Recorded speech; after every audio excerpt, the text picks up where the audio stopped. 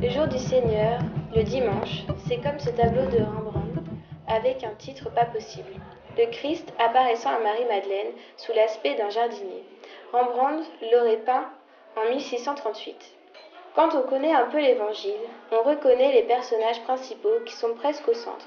Marie-Madeleine est à genoux par terre, les bras appuyés sur le tombeau. Elle est bien habillée, certainement pas comme à l'époque de Jésus, mais plutôt comme à celle de Rembrandt. Devant elle, le pot contenant des aromates dont elle voulait se servir pour embaumer le corps de Jésus, mais elle a vu que le corps n'était plus là. Le tombeau semble être une dernière marche vers le plus obscur, à droite, comme une grotte dans la falaise, un abîme. Derrière elle, Jésus. On reconnaît son visage, sa barbe, ses cheveux longs, une tunique blanche.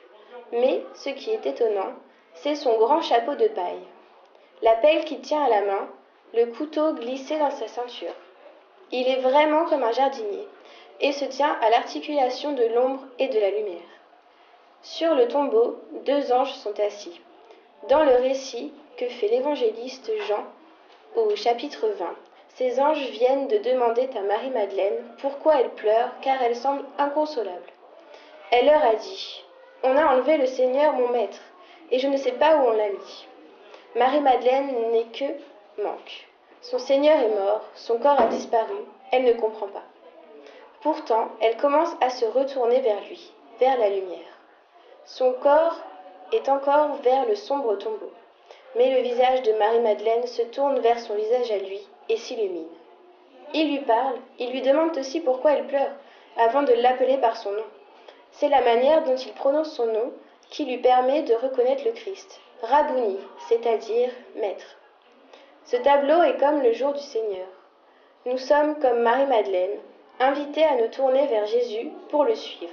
Le Christ nous appelle chacun. Alors nous pouvons écouter le prêtre dire en notre nom « Vraiment, il est juste et bon de te rendre gloire, de t'offrir notre action de grâce, toujours en tout lieu, à toi, Père très saint, Dieu éternel et tout-puissant, par le Christ, notre Seigneur.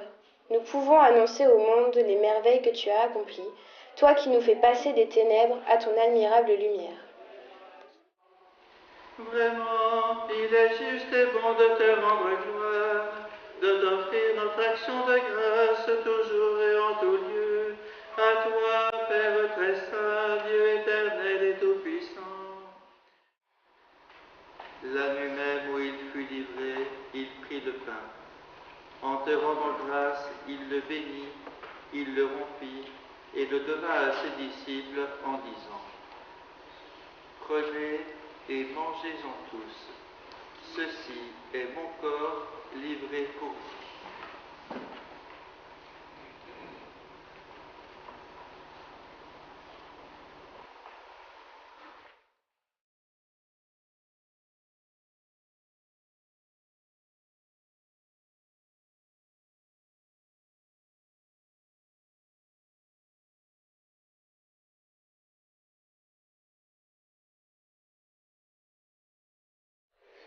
Que Dieu Tout-Puissant vous bénisse, le Père,